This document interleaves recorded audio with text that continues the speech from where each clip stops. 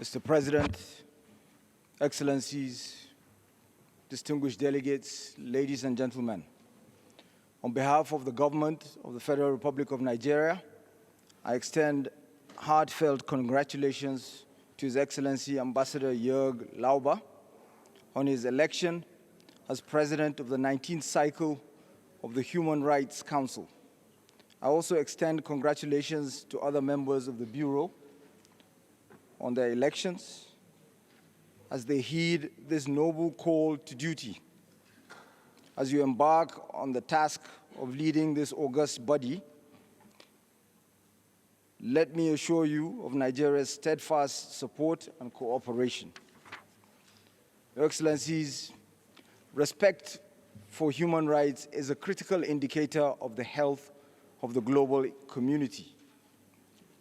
The status of human rights is our early warning system when it comes to the right to life, liberty, and freedom from fear.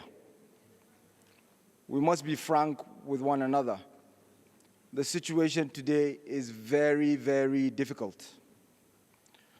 Our collective impotence in the face of the destruction of civilian life and the despair that has become Gaza is isolated only by dreadful degree.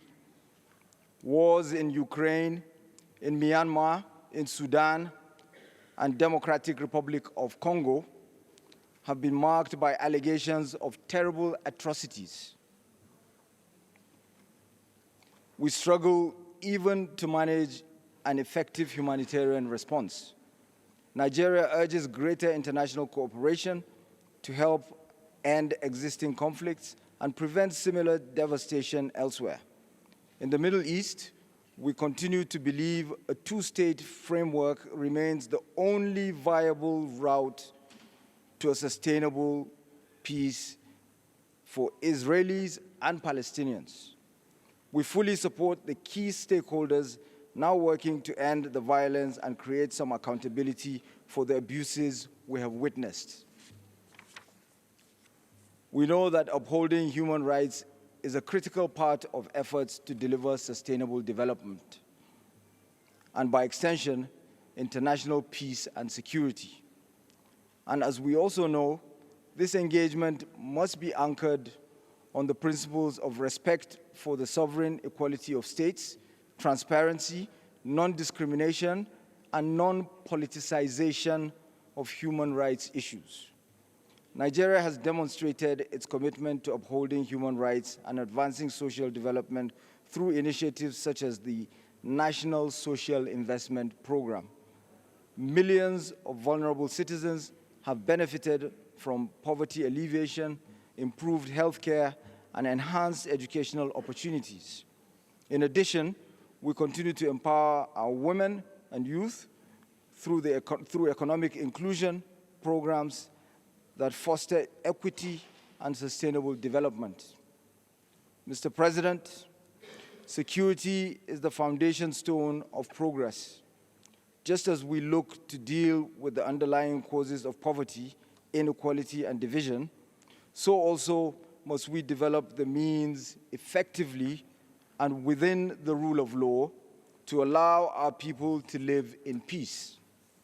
To this end, the Nigerian Armed Forces and other security agencies not only receive regular sensitization on the importance of adhering to the rule of law, but also undergo continuous training on the principles of necessity and proportionality in the discharge of their duties.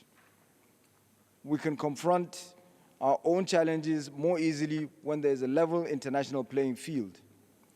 Nigeria and many other countries face challenges in terms of access to the markets and financing that would facilitate economic growth and easier human rights environment.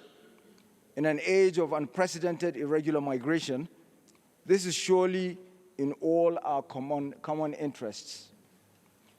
Nigeria supports efforts to reform the international economic architecture, not only to promote growth, but also to protect human rights. We've made great progress on a more modern international tax system, but there's more work to be done to manage the burden of debt and help finance critical initiatives to tackle climate change. In the Sahel and other regions, competition for scarce resources destabilizes fragile communities and creates new human rights challenges. In furtherance of Nigeria's commitment to upholding the human rights of all peoples, Nigeria seeks to return to this council in 2027. As we commemorate the International Day for the Elimination of Racial Discrimination, we urge the international community to intensify efforts to foster inclusive societies built on the principles of equality, justice, and respect for human dignity. The Universal Declaration of Human Rights is a remarkable document, precisely because the values it represents are exactly that, universal and enduring. We should celebrate our collective diversity of culture, tradition, and history, and pay close attention when countries can quickly and dramatically change and change again their particular interpretation of gender issues, identities, and rights. It is a timely reminder of our responsibility to protect and preserve the Universal Declaration of Human Rights. I thank you for your kind attention.